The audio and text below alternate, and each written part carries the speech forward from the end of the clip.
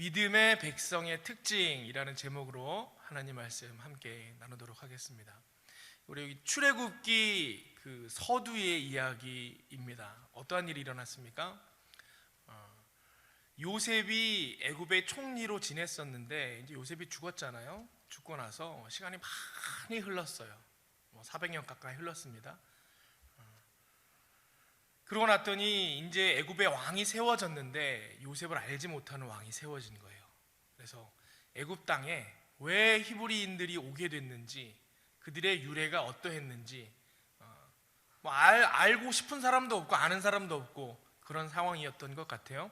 그러다 보니까 이 히브리 사람들이 애굽 땅에서 어떠한 존재로 전락해 버렸느냐, 노예 같은 존재가 되어버렸다라는 거예요. 여러 가지 자질구레한 일들, 애굽 사람들이 하기 싫은 일들, 그런 거를 맡아서 해오고 있었는데 이 히브리 사람들이 너무너무 번성해 가는 거예요.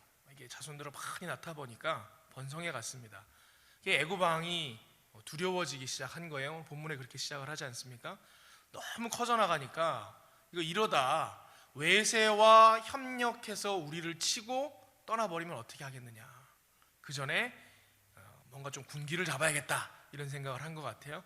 택한 방법이 뭐였냐 하면 일을 심하게 시키는 거예요. 국고성을 쌓는 큰 건설 계획을 세우고 여기에 이 히브리 사람들을 동원을 해서 그 건설에 참여하게 합니다. 오늘 스토리의 시작이 그렇게 됩니다. 그런데 이 어려움을 당한 히브리 사람, 하나님의 백성에게 나타난 일이 있는데 그게 뭐냐? 우리 오늘 본문 말씀을 통해서 함께 나누게 될 첫 번째 믿음의 백성의 특징입니다. 따라했으면 좋겠습니다. 믿음의 백성의 첫 번째 특징입니다. 고난을 만났을 때에 더욱 번성합니다. 믿음의 백성들은요, 고난을 만나면 더욱 번성한다라는 거예요. 여러분, 어려움이 있으면 움츠러들기 마련입니다. 우리 사람들이 다 그렇지 않습니까? 어려움이 있으면 움츠러들어요. 방해와 박해가 있으면 쇠하기 마련입니다. 성경에 나타나는 하나님의 백성들을 보니까 그런데 그렇지 아니하고 다른 모습을 보이고 있는데 어떤 모습이 있느냐? 시험이 있으니까 오히려 더 강성해지고 번성해지더라는 거예요.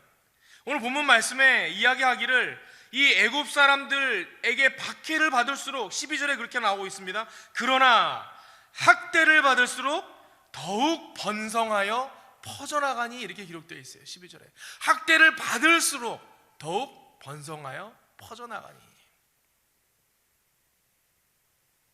여러분, 우리 안에 그런 신앙이 있습니까?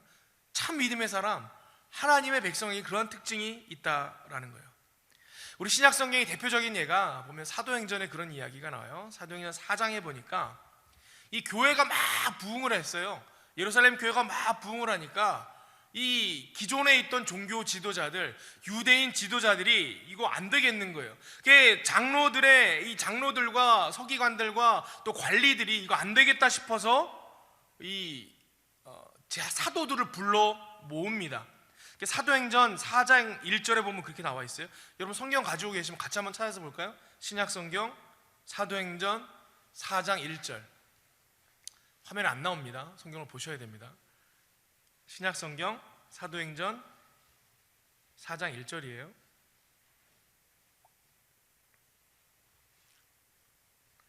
이렇게 돼 있죠. 사도들이 백성에게 말할 때에 제사장들과 성전 맡은 자와 사두개인들이 이르러 2절 예수 안에 죽은 자의 부활이 있다고 백성을 가르치고 전함을 싫어하여, 자꾸 예수님을 전하고 부활을 증거하니까 사람들이 모여드는데 그게 너무 싫은 거예요. 싫어하여 3절에 그들을 잡음에, 그들을 붙들었습니다. 가둬놨다라는 거예요. 날이 이미 저물었으므로 이튿날까지 가두었으나, 이게 가두어 놓고 신문하고 막 그랬다라는 거예요.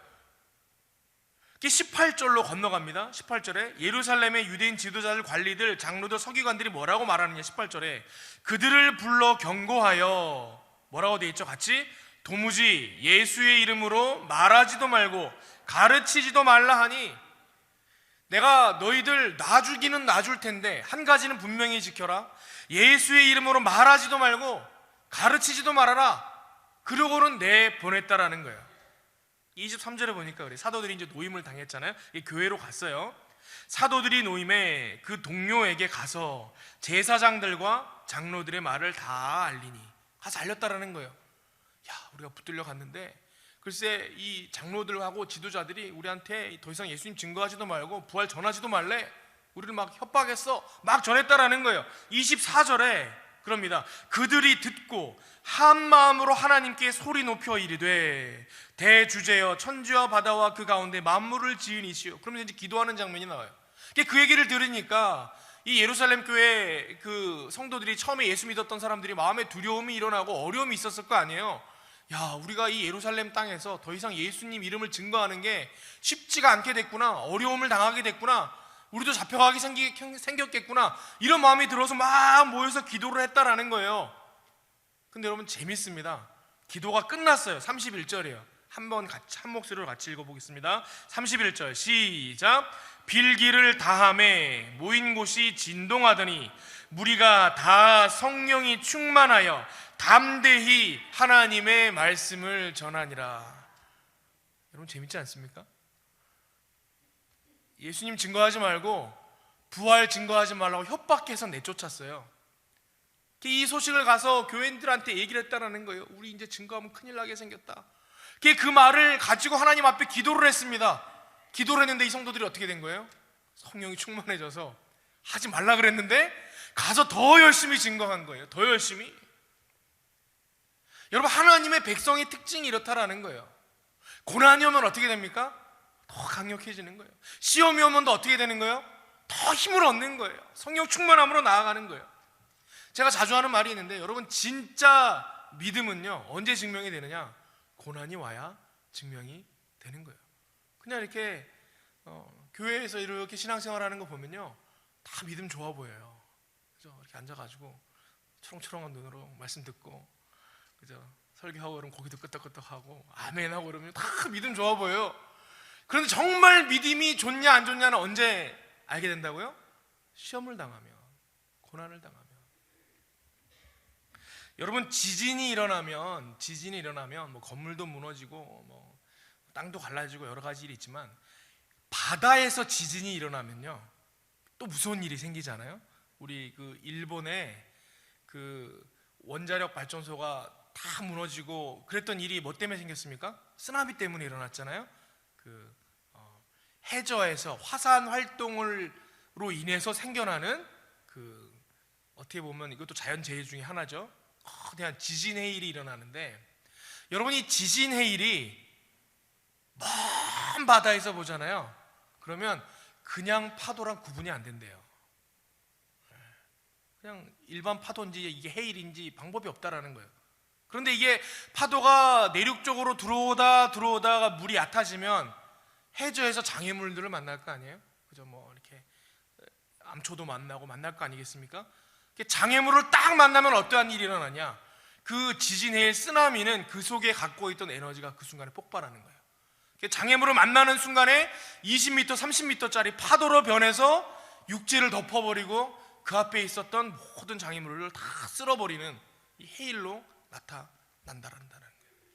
여러분 진짜 믿음의 사람의 능력이 거기에 있다는 거예요. 평안할 때는요 똑같아 보여요. 그런데 진짜 믿음의 사람은 그 속에 저력이 있는 거예요. 힘이 있는 거예요. 능력이 있는 거예요. 그래서 어려움을 만나면, 고난을 만나면 그 순간에 성령이 충만하여 하나님의 말씀을 힘있게 전했던 이 초대교회 성도들처럼 더 강력하게 일어나는 역사가 있더라는 것입니다. 여러분 본문에 나타나는 바와 같이 세상에서 이 하나님의 백성으로 살아가려고 하면요 어려움을 만나게 됩니다. 박해가 일어나요. 믿음의 사람이 번성하는 걸 세상이 좋아하지는 않습니다. 여러분 근데 그 어려움이 왜 일어납니까? 왜 일어나는 거죠? 내가 가려고 하는 길이 하나님이 원하시는 길이고 내가 하려고 하는 일이 하나님의 말씀에 합한 일이라 그러면 여러분 누가 가장 싫어할까요? 악한 마귀가 가장 싫어하는 거예요. 악한 마귀가. 누가 그 길을 못 가게 하고 누가 그 일을 못하게 방해합니까? 바로 악한 마귀 사탄이 그 일을 한다라는 거예요. 그렇다 그러면 우리는 지혜가 있으니까 금방 깨달아야죠. 내가 믿음 안에서 뭔가 하려고 하는데, 그죠? 하나님께서 기뻐하시는 일이라고 뭔가 해보려고 하는데 자꾸만 어려움이 생기고 방해하는 세력들이 있고, 그렇다 그러면 방해가 세면 셀수록 어떤 생각을 해야 되는 거예요? 아, 내가 지금 제대로 가고 있구나. 그래서 악한 마귀가 나를 방해하는구나. 여러분, 그렇게 생각하면 된다라는 거예요. 여러분, 그럴 때 이것이 하나님께서 기뻐하시는 일이구나, 우리가 그렇게 깨달을 수 있어야 한다라는 겁니다. 근데 어떤 분들은 그러죠. 목사님, 악한 마귀가 방해하는 게 뭐예요? 저는 살면서 그런 경험을 한 번도 해본 적이 없는데요. 그런 분들이 있을 수 있어요. 왜 그렇습니까? 악한 마귀랑 같은 방향으로 가면 방해할 일이 없어요, 마귀가. 그렇지 않겠어요? 내가 악한 마귀랑 반대 방향으로 가야 마귀가 내 앞을 가로막을 거 아니에요. 여러분, 우리가 믿음의 생활을 열심히 해나갈 때에 말씀대로 살려고 하고 복음을 증거하고 하나님의 영광을 드러내고 이 땅의 빛과 소금으로 살아가려고 했을 때 어려움이 있습니다. 방해가 있습니다. 이 악한 마귀가 노골적으로 우리를 붙든다라는 거예요. 그럼 그러면 어떻게 해야 되느냐? 어떻게 해야 되느냐? 실천적인 방법이 있잖아요. 어떻게 해야 되느냐? 여러분, 공부를 많이 해보신 분들은 알아요. 그죠? 저는 잘 알아요. 공부를 막 하다가 공부가 안 될 때가 있잖아요. 공부를 막 하다가 안 될 때가 있어요. 그럼 어떻게 하면 되는지 아세요? 우리는 보통 공부 못하는 사람들 어떻게 하냐? 공부가 하다가 막 안 되면 쉬었다가 해요. 나가서 커피도 마시고 뭐 이렇게 한다는 거예요. 근데 대부분 그렇게 하면 공부가 더 안 돼요. 여러분, 이게 공부하려고 책상에 딱 앉으면 일단은 머리가 시동을 걸어야 되잖아요. 그죠? 막 놀다 왔으니까 얼마나 굳어 있겠어요. 이게 삐그덕 돌아가는 거예요. 돌아가니까 힘든 거예요. 막 어지러 돌아가니까 아우 힘들다. 힘들어도 어떻게 해야 돼요? 계속 해야 돼요, 돌아갈 때까지. 근데 그거는 못 참고 아우 쉬어야지, 나가서 커피 마시고 다시 들어오는 거예요. 그럼 또 어떻게 해야 돼요? 또 다시 시작하는 거예요. 또 삐그덕 또 돌아가요. 그걸 반복하면 어떻게 나중에 피곤하니까 책도 엎어서 자든지 집에 가는 거예요. 근데 그걸 참고 어떻게 하면 계속하면 안 돌아가던 것 같은 머리가 돌아가기 시작하고 공부가 되기 시작하는 거예요. 지금 이 말이 이해가 되면 공부를 열심히 해보신 분이에요. 여러분, 성경에 보니까 그런 이야기가 나와요. 여러분, 느헤미야서를 꼼꼼하게 읽어보셨는지 모르겠습니다. 바벨론 포로에서 이스라엘 백성이 돌아왔어요. 돌아왔는데 뭘 했느냐? 예루살렘 성벽이 다 무너졌잖아요. 성벽을 재건해야겠다. 성벽을 재건하는 이야기가 느헤미야서예요. 이 느헤미야가 이게 백성의 지도자로 와가지고 탁 세우기 시작하는 거예요. 시작하는데 그 땅에 와서 살고 있던 사람들이 있을 거 아니에요. 이 포로로 가 있는 동안에 그 사람들이 이게 싫은 거야. 본토 주민이라고 와가지고 다시 자기들의 세력을 막 키워나가고 그러니까 보기 싫은 거예요. 방해하는 사람들의 이름이 나와요. 보니까 그래요. 호론 사람 산발랏, 암몬 사람 도비야, 아라비아 사람 게셈 뭐 등등 이렇게 나옵니다. 이 사람들이 줄기차게 이름이 등장을 해요. 계속해서 느헤미야를 방해하고 막 고발하고 고소하고 괴롭힙니다. 성벽이 수축되는 것을 막기 위해서. 마치 우리가 믿음의 이 사람으로서 하나님의 뜻을 위해서 열심히 살려고 할 때 악한 마귀가 방해하는 것처럼 계속해서 끊임없이 방해하는 거예요. 느헤미야가 그때 어떻게 하는지 아세요? 그냥 계속 성을 쌓아요. 계속 짓는 거예요. 계속 져요. 느헤미야서가 13장인데 이 6장 초반부에 가면 성벽 수축이 끝납니다. 근데 1장부터 6장까지 이 사람들이 와서 계속 방해하는 내용이 나오거든요. 근데 성벽 수축이 딱 끝난 다음부터 마지막 13장까지 가면 느헤미야가 이제 종교개혁도 하고 성벽 봉헌식도 하고 막 그러거든요. 근데 그럴 때 보면요, 이 사람들이 이름이 안 나와요, 성경에. 쥐도새도 모르게 사라져버려. 어디 갔는지 흔적도 없이 사라져요. 여러분, 악한 마귀가 우리로 하여금 하나님의 사람으로 살지 못하도록 막 방해를 하는데 그 방해하는 목적이 뭐예요? 멈추게 하려고, 못하게 하려고. 그럼 악한 마귀를 이기는 방법은 뭡니까? 안 멈추면 되는 거예요. 계속하면 되는 거예요. 여러분, 그러면 최후 승리가 누구에게 있느냐?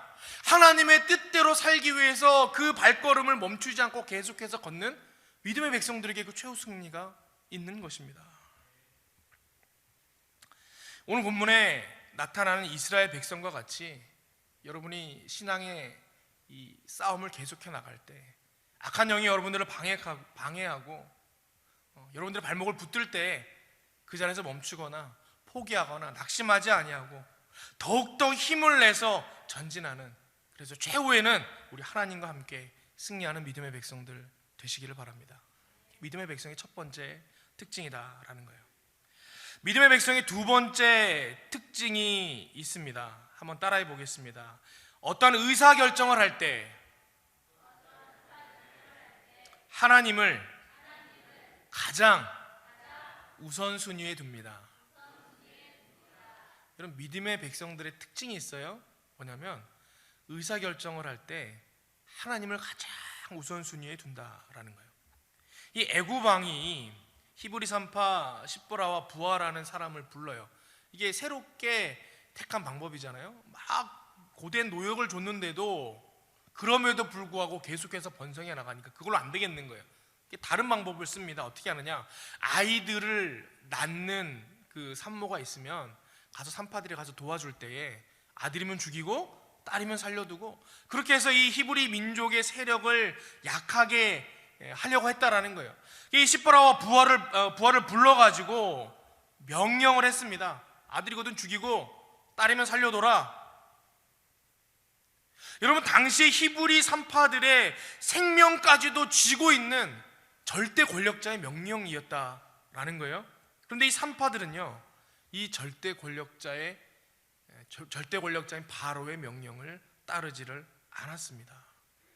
단순히 이 뭔가 독립운동하는 마음으로 반항심이나 저항심에서 나온 것이 아니라고 오늘 본문이 이야기하고 있습니다. 17절에 보니까 그렇게 이야기를 하죠. 그러나 산파들이 하나님을 두려워하여 애굽 왕의 명령을 어기고 남자 아기들을 살린지라. 이 산파들이 누구를 두려워했다고요? 하나님을 두려워하여.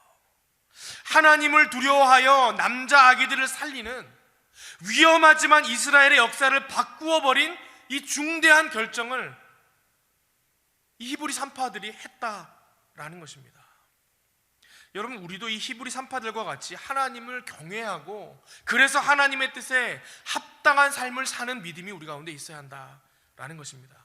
여러분, 사람들이 보통 무언가를 선택할 때에, 결정할 때에 하나님이 아닌 다른 것들을 두려워하는 이유가 무엇입니까? 왜 다른 걸 두려워하죠? 하나님은 보이지 않거든요. 근데 다른 건 눈에 보이지 않습니까?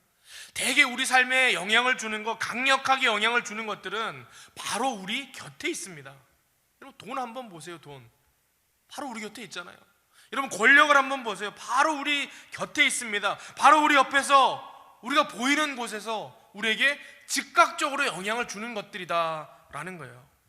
그래서 정신을 차리고 있지 않으면 우리도 그냥 의사결정할 때 그것의 기준에 맞춰서 의사결정을 한다라는 거, 휩쓸려 버리게 된다라는 거예요. 여러분, 이 히브리 산파들에게도요, 하나님은 우리와 똑같이 보이지 않는 존재였습니다. 눈에 보이지 않았다라는 거예요. 그러나 반대로 그들을 위협하는 애굽 왕은 그들 눈앞에 살아있는, 즉각적으로 그들을 죽일 수도 있는 그런 존재였다라는 것입니다. 이게 쉽지가 않죠. 세상의 사람들은 다 자신의 눈앞에서 이 자신을 위협하는 것에 휩쓸려서 여러분 선택을 하곤 합니다. 돈이 두려운 사람은 돈의 논리로 살아갑니다. 권력이 두려운 사람은 힘의 논리로 살아갑니다. 사람이 두려운 사람은 관계의 논리로 살아갑니다. 여러분의 믿음의 사람은 어떻더라고요? 세상의 논리가 아니라 복음의 논리, 그리스도의 논리로 살아간다라는 것입니다. 그게 세상 사람들과는 다른 점이죠. 그게 그리스도이다라는 것입니다. 사도행전 11장 26절에 보니까 이렇게 돼 있어요. 제자들이 안디옥에서 비로소 그리스도인이라 일컬음을 받게 되었더라. 성경에 처음으로 그리스도인이라는 표현이 나오는 본문이에요. 그 전까지는요, 이 그리스도인이라는 표현이 없었습니다. 주로 뭐라고 불렀냐면 그냥 제자들, 아니면 뭐 예수님을 따르는 사람, 예수를 따르는 자들, 사람들이 이렇게 불렀다라는 거예요.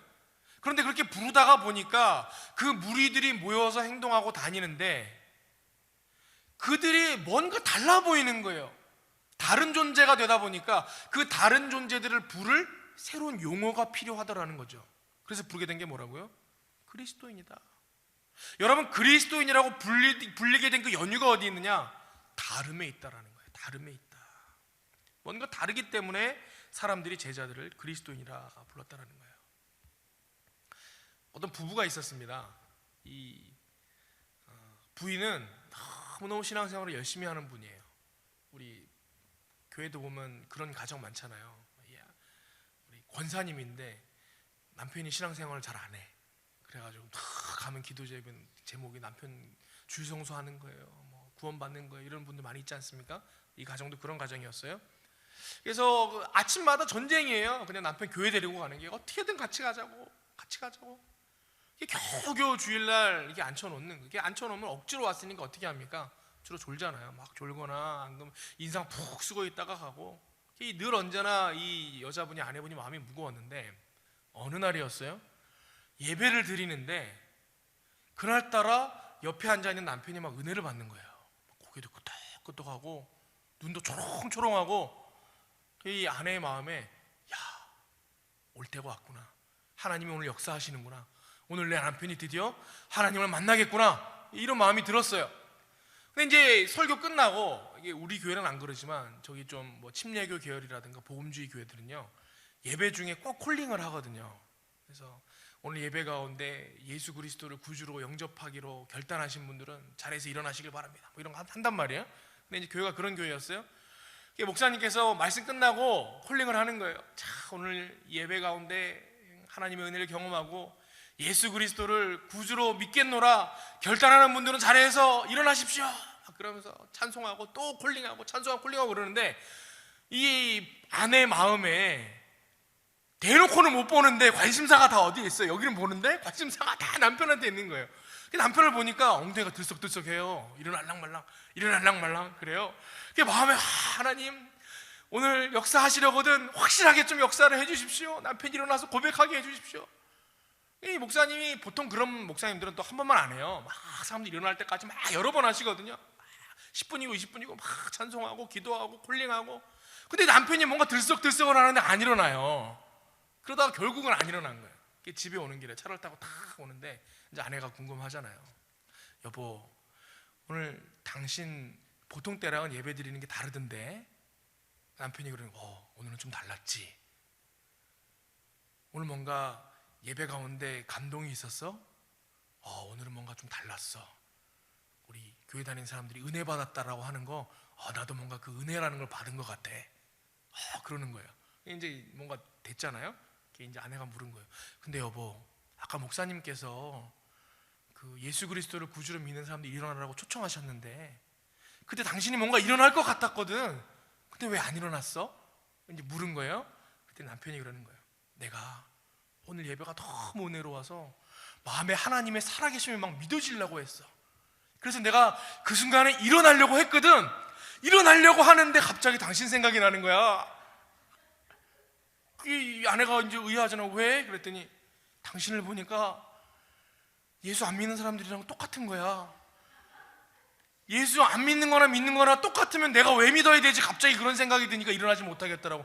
그런 이야기를 하는 거예요. 여러분, 그리스도인이라는 그 말의 의미가 어디서 유래됐다라고요? 다름에서 유래된 거예요. 다름에서.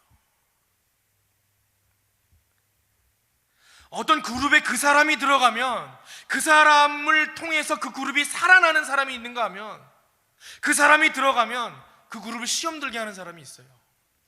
여러분, 그리스도인은 어떤 사람이어야 됩니까?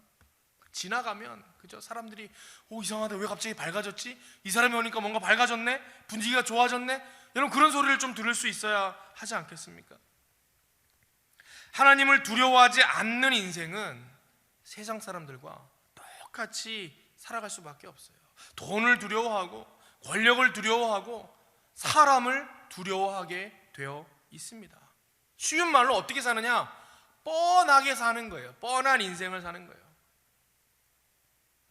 여러분, 불과 얼마 전까지만 해도 이 고위 공직의 자리에 오른다 그러면 그런 데서 뒷돈 챙기는 사람들 많았잖아요. 그죠? 특별히 유난히 그런 자리들이 있어요. 사람들이 다 아는 거예요. 야, 저 자리에 3년만 있으면 집을 5채는 산대더라. 막 소문이 막 있어요. 아니나 다를까 그 자리에 3년만 있으면 집을 막 5채, 능력좀 10채도 막 사요. 막 엄청난 자리, 뒷돈 얼마나 챙기는지. 근데 예수 믿는 사람이 그 자리에 탁 올라간 거예요. 1년이 딱 지나갔어요. 집이 안 생기네. 그럼 주변 사람들이 뭐라 그러겠어요? 야, 저 사람 좀 둔한 사람이구만. 그러지 않겠어요? 2년이 딱 지났어요. 여전히 집이 안 생기는 거예요. 뭔가 이상한데? 다른데? 그러지 않겠습니까? 3년이 지났어요. 그런데도 여전히 청렴해요. 그럼 사람들이 어떤 걸 느낄까요? 그때부터는 두려움을 느끼는 거예요. 무서움을 느끼는 거예요. 여러분, 믿음의 사람이 참된 믿음을 가지고 세상에 다른 존재로 살아가면요, 세상을 이기는 존재로 살아가는 거예요. 세상을 두렵게 하는 존재로 살아가는 거예요. 복음의 논리, 그리스도의 논리, 여러분, 하나님 앞에서의 삶을 살 때에 그게 구별된 인생입니다. 뻔하지 않은 인생이라는 거예요. 그게 믿음의 백성의 특징이다라는 것입니다. 여러분, 뻔한 인생 살지 않는다라는 거, 세상과 구별되어 산다라는 거, 그걸 좀 더 성경적으로 말하고 좀 더 고상하게 말하면 뭐예요? 거룩하게 사는 거. 거룩하게 사는 거. 우리 지난주 금요기도회 때 이 본문 말씀이 거룩이었어요. 레위기 19장 2절. 너는 이스라엘 자손의 온 회중에게 말하여 이르라. 너희는 거룩하라. 이는 나 여호와 너희 하나님이 거룩함이니라. 그러면서 19장이 이후에 쭉 나오는 내용이 뭐냐? 구체적으로 거룩하게 사는 방법이 나와 있어요. 그 당시 사람들이 그렇게 살지 않았다라는 거예요. 세상 사람들은 부모를 공경 안 해도 너희는 부모를 공경해라. 세상 사람들이 연약한 자를 돌보지 않더라도 너희는 연약한 자를 돌보는 존재로 살아라. 여러분, 그게 뭐예요? 구별된 모습이고 거룩한 모습이다라는 거예요. 신약 성경에 똑같은 말이 반복됩니다. 로마서 12장 1절에 그러므로 형제들아, 내가 하나님의 모든 자비하심으로 너희를 권하노니 너희 몸을 하나님이 기뻐하시는 거룩한 산제물로 드리라. 이는 너희가 드릴 영적 예배니라. 그러면서 2절에 뭐라 그러냐? 너희는 이 세대를 어떻게 하고요? 본받지 말고. 여러분, 거룩함이 뭐예요? 세대를 본받지 않는 거예요. 오직 마음을 새롭게 함으로 변화를 받아 하나님의 선하시고 기뻐하시고 온전하신 뜻이 무엇인지 분별하도록 하라. 세상과 다르게 사는 거, 뻔하지 않게 사는 거, 여러분, 그게 거룩함입니다. 오늘 본문에 히브리 산파들과 같이 하나님을 두려워하며 사는 삶, 여러분, 그게 믿음의 사람의 두 번째 특징이라는 거예요. 제가 이전 교회에서 함께 동역하던 목사님이 계세요. 근데 이분이 얼마나 스스로 거룩하게 살려고 노력하시는 분인지 몰라요. 이 삶에 그냥 거룩함이 묻어 있어요. 제가 그분을 모든 면은 아니지만 특정 부분에서는 이분 정말 대단하다, 몇 가지가 있었어요. 첫 번째가 뭐였냐면 성경을 엄청나게 열심히 읽으세요. 여러분, 목사님들이 성경을 많이 못 읽어요. 막 바쁘잖아요. 신방하고 설교 준비할 때 보는 게 주로 보는 거예요. 많이 못 봐요. 근데 이분은 이게 왜 속독 테이프 있잖아요. 그게 틈만 나면 속독 테이프를 딱 꽂고 앉아 성경만 계속 보시는 거예요. 그냥 비는 시간은 다 성경만 봐요. 얼마나 대단한지 몰라요. 또 한 가지는 뭐냐면 아이를 많이 낳으셨어요. 아이를 6이나 낳으셨어요. 전 하나밖에 없는데 6이나 대단하죠? 벌써 뭔가 다르잖아요? 근데 정말 다른 점이 있는데 삶에서 구별되게 사는 분이었어요. 한 일화가 있는데 이분이 노점에 신발을 사러 가신 거예요. 노점에 이 왜 리어카에다가 운동화 같은 거 막 이렇게 해놓고 팔잖아요. 노점에 신발을 사러 갔는데 그 아주머니한테 물은 거예요. 아주머니, 이 운동화 얼마입니까? 3만 원입니다. 이렇게 얘기한 거. 이분이 말도 느릿하시거든요. 그럼 이거는요? 이렇게 물은 거예요. 그것도 3만 원입니다. 이렇게 얘기를 한 거예요. 그 목사님이 느린 분이라 그랬잖아요. 노점상 아주머니가 이제 애가 타는 거예요. 왜 저러고 있지? 비싼가? 이런 생각이 날 거 아니에요? 그래서 왜요? 비싸요? 25,000원 해드릴게. 막 이제 흥정이 들어간 거야. 근데 이 목사님이 또 이러고 있으니까 그거 이상은 안 되는데 1,000원 더 빼드릴게. 24,000원. 막 계속 이제 흥정이 들어간 거예요. 근데 이 목사님이 그러시는 거예요. 아니 아주머니 그게 아니고요. 제가 운동화를 2켤레를 사고 싶은데 이것도 사고 이것도 사고 싶은데 2켤레를 7만 원에 사도 될까요? 이렇게 물은 거예요. 이 아줌마가 황당하잖아요. 3만 원인데 7만 원에 산다는 거예요. 그래서 막 아니 이거 3만 원이에요. 무슨 소리 하는 거예요? 4만 원으로 들었나 싶어가지고 3만 원 두 개 합하면 6만 원이에요. 이 목사님 뭐라 그러셨냐면 아주머니 지금까지 신발 파시면서 팔 때마다 깎아주고 파셨을 거 아니에요. 제가 오늘은 좀 돈을 더 주고 사고 싶어서 그러는데요. 이렇게 말을 한 거예요.